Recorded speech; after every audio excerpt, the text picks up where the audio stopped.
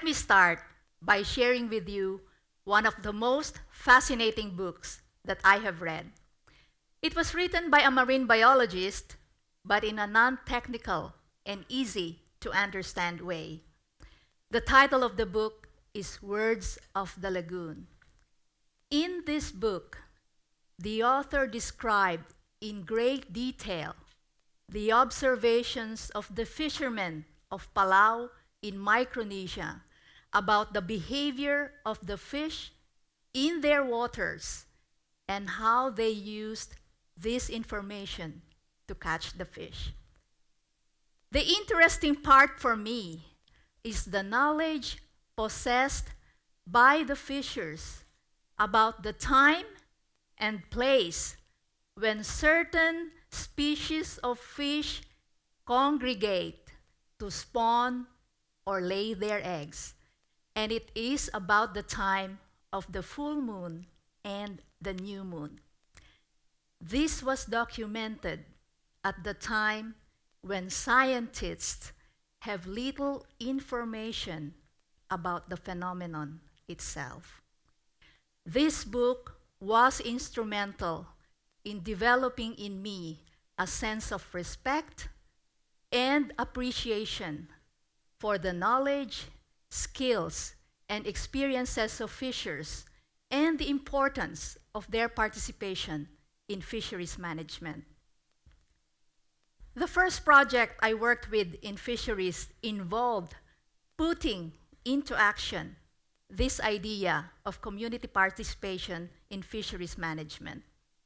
We were working on a small island in the Philippines called Malalison, where fishing is the main source of livelihoods. One of the project interventions was to construct artificial reefs made of concrete to serve as a home for the fish and for the community to protect and manage these artificial reefs and their fisheries resources, because this should not be used for fishing, but instead as a kind of bank to store the fish. The project team and the community spent many times meeting, discussing, and talking. We invited men and women to the meetings, and they came. But the meetings and the discussions themselves were not enough to prepare the community to take on the responsibility of managing their fisheries resources.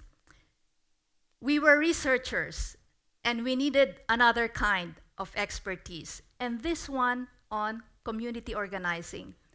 So we entered into a partnership with a non-government organization who then worked with the community to develop their vision, establish their organization, and train their members and leaders.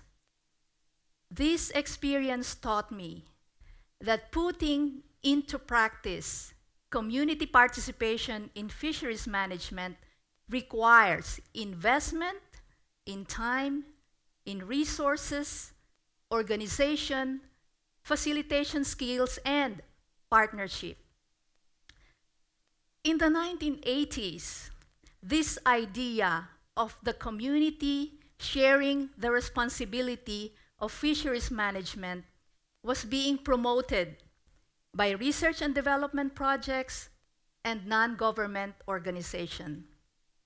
And it was not until the late 1990s when the idea found its way into fisheries policies, because of the realization that nothing could be achieved without the participation of fishing communities themselves. Let me share with you an inspiring story of how a fishing cooperative in Costa Rica is putting into practice this idea of community participation. The setting is a small-scale fishing community called Tarcoles, which is located on the Pacific coast of Costa Rica. Co-op Tarcoles which is the name of the fishing cooperative, has been collecting data about their fishing activity since 2005 because of the desire to understand what is happening to their fishery resources and to be able to do something about it. And here is what they do. Every time a fisherman goes to the fish collection center to sell the fish, an invoice is filled out. Now, this invoice records the type of fish in the catch, each type of fish in the catch, the weight for each type of fish, and the price that the fisherman will get for the fish. So the fisherman knows upfront how much he is going to get for the day's catch. But in addition to this information, other information is recorded as well, such as the type of fishing gear that was used, the fishing area or zone where the fish was caught, the amount of time spent fishing, and the phase of the moon. And each invoice is entered into a database by a fisherwoman. And each year, the information is analyzed and presented to the fishers. But Co-op Tarcoles is not doing the analysis itself. Years ago, they developed a partnership with another cooperative, but this one is comprised of professionals whose aim is to promote sustainable development and the sustainable use of resources. So through this partnership, a marine biologist from Co-op Solidar, which is the other cooperative, assists Co-op Tarcoles in analyzing the information. But here is the interesting point. The analysis is based on the questions that the fishers ask themselves, on the information that they want to know. And they use this to discuss and propose if there is any kind of action that needs to be undertaken. And because they have this data for a long time, they were able to negotiate with the government and the shrimp trawlers to stop fishing for shrimp in an established zone so that they can undertake research to determine how much shrimp they should really be catching, what season of the year, and what fishing gear should be allowed. For me, it is very heartwarming to have seen this change from the time when community participation is an idea to the time when it is working on the ground. Despite this advance, however, there are aspects of the lives and livelihoods of fishing communities that still need to be addressed. Fishing is a very dangerous occupation, and fishers risk their lives every day. I had the experience of being in a boat once, midway between the mainland and the island, under heavy rain, low visibility, strong waves, and strong winds. If the engine stopped at any time during that crossing, we could have gotten lost at sea. When we reached the island, we saw the sighs of relief of the members of the community who were waiting for us. Fishers and their families face this situation many times in their lives.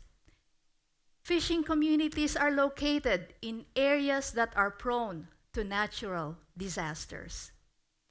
I was in Aceh 4 months after the tsunami, and I have never seen such devastation. Fishing communities could lose their lives and everything that they have in one instant, like what happened during the tsunami and in Typhoon Haiyan in the Philippines. On top of this, fishing communities fear of being evicted from the places where they live because they do not own the land. In the houses of fishers that I have stayed, there is no potable water, there is no electricity, and their children have to travel long distances to go to school. In one of my fieldwork, I was lucky not to have gotten sick because the nearest health center is hours away. Even if fishing communities are organized, they still lack organizational capacity. They have weak bargaining power. And the participation of women as leaders and members is still small. And despite the good examples of community participation, many fishing communities are neglected in decision-making processes, and their contribution to feeding the world and providing millions with livelihoods go unrecognized. This is why I consider it a milestone when the voluntary guidelines for securing sustainable small-scale fisheries was endorsed after years of consultation and advocacy by civil society organizations and fishing communities themselves. I see the small-scale fisheries guidelines as the best thing that ever happened to the 700 million people dependent on small-scale fisheries livelihoods, because the guidelines go beyond fisheries and address the totality of their concerns for tenure on land and water, decent work, social development, participation in resource management and decision-making processes, disaster risk and climate change, participation in value chains and trade, and gender equality. The next crucial step is to make the small-scale fisheries guidelines happen in our fishing communities. As far as I know, Costa Rica is the first country to pass a law to implement the guidelines. Let's see which country is the next one. When I sit in front of me at dinner time tonight, I would like to think that the men and women who provide me with this healthy food are being taken care of as well.